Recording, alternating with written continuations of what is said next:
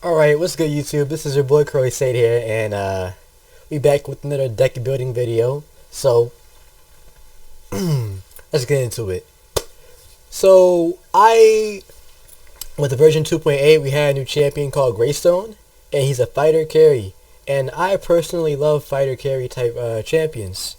I've been playing MOBAs for about 7 years now, and I've always loved fighters. They get in your face, they're rough, tough, beat 'em up. And I just love the way they charge in at the front of the battle, and they do a lot of damage, but at the same time they're not broken or anything. And in Paragon, I feel like Paragon has the right balance for fighter champions. And with GreyStone being introduced into the game, I have a champion that really fits my playstyle. With GreyStone, you want to dive into that back line, do as much damage as possible. With this revive ultimate, you can come back and finish the fight, or clean up, or just be a disruptive force that every team should need. So, starting off the deck, I use the Warlord for my prime key. It's the only viable key that you could use unless you want to go tank GreyStone, but I wouldn't advise that. It's just not fun to play, and I don't think it suits his kit as well as carry GreyStone would. Okay, so consumables. We're gonna hop into the Harvester's Key. Need that health potion, mana potion, Scout's Ward. I had touch of Thieves in here from last patch. Cause last patch in v.28, lifesteal was real nice, and so was health.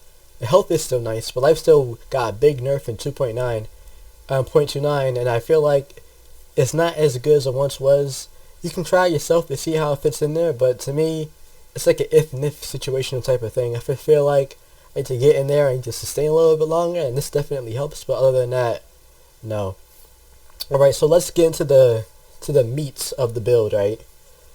So right from the start, you notice a bunch of flash fire pistons. Flash fire pistons are really good right now, and in my opinion, really cost effective. You see, a flash fire piston gives you 6.5 physical damage, 5.5 attack speed, and when it's fully upgraded, it gives you 5.5 more attack speed. And it's really cheap. It's a 2-cost card. So in some situations, if you're feeling real confident in lane, if you know who your lane opponents are going to be, you can buy a flash fire piston instead of a health pot and mana potion. You can run in there, back at 6 card power or 9 card power, fill it out, and work on a different item. You know what I mean? So I feel like it's a real nice item to have. And first of all, when I first play, every time, most of the times when I start in a game, I always start off with mana potion, health potion, and ward or key. It depends on the game on what my team needs. But I always start building flash fire piston first. It's a nice 2-cost. Gives okay attack damage. Okay attack damage. Okay attack speed. And I fill it out with three 2-cost strikes. I want that damage because I feel like early game last hitting isn't the easiest, and last hitting is such an important part of the game that you can't really that you can't afford to miss too many minions. And with more damage, you can last hit easier. And for my second card that I build, it's always Restbreaker. Restbreaker gives you 13 physical damage and 16 physical pen for a 3-cost card. If you compare that for a flash fire piston, which gives you 6.5 and 5.5 attack speed, you can just see clearly that a Restbreaker is worth the cost. And by the time you finish building Restbreaker, or by the time you slot Rustbreaker, enemy champions are gonna start scaling their armor, because in Paragon, your energy armor and your armor scale over time. The more you level up, the higher energy armor and armor you have. So a level 15 will have more energy armor than level 13. Know what I mean? So when you start building this, physical pen becomes more important, and when you hit somebody, you can really start to see their health start falling and falling and falling continuously. And it feels real rewarding when you hit somebody and their health bar just drops to 0 immediately. So major strike with the 3 major strikes, of course. Gotta fill it out, man. With flash fire pistons, it gives you a passive 5.5 attack speed. When you fill it out, it gives you more attack speed. So you don't have to build attack speed on GreyStone because you get enough of it from flash fire pistons. That being said, I still have cards in this deck that give upgrades that give attack speed just in case, because you never know. Because you want to do as much damage as possible. So I also have a brand the Iron Eater in this deck. I'm not too sure how I feel about it. I was testing it out myself. It gives you a 3% crit chance, which isn't that good in 5 lifesteal, which is like, it's not the best, but I'm just testing it out. I don't recommend using it right now. I don't think lifesteal is necessary on GreyStone. When he revives from his ultimate, he gets 60% of his health back, so it's just not, and your intention is to die in these team fights. You want to die. You want to be disruptive. You want to be that nuisance that people like, fuck this GreyStone every time they see you coming. So, you want to die.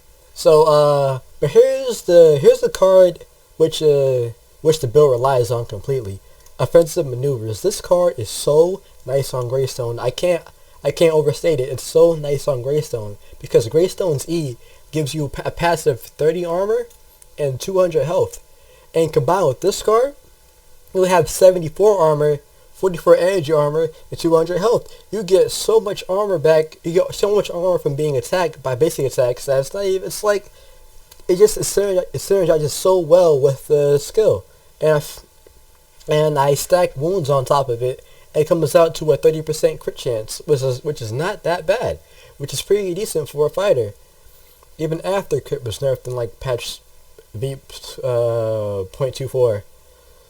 So what you have here is a card that synergizes well with your skills, and carries right now, they're really weak early on, and early on in mid game it's starting to get a little bit stronger. But if you slot this card like early game or mid game, you're gonna feel real strong when you run up to their face and you try to kill them, because your whole purpose is to dive their backline and get in your carries' faces. All the carries in this game are auto attack base. Sparrow, Grim, Murdoch, Twin Blast, they have to auto attack you to do damage, right?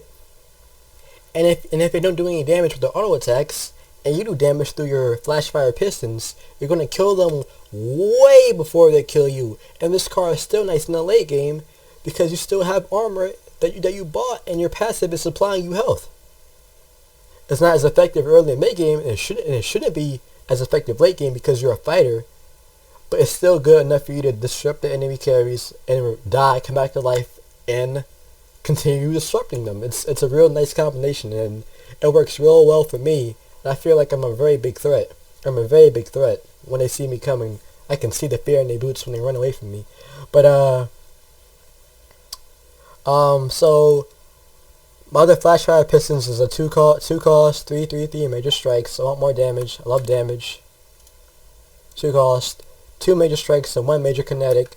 I threw a major kinetic here, just in case, you never know. I might want more attack speed. I might want more attack speed in the game. Or I can switch it for more damage. You can just do whatever you want here. And the last flash fire piston is I put on 3 kinetics. You can do whatever you want with this one. You can put more strikes, or just kinetics, or brutal kinetics, or major strikes. You can do whatever you want with this one. It's all optional. If you feel like you need more damage in the late game, more damage. If you need more attack speed, more attack speed. It's pretty decent. So thank you for watching my video.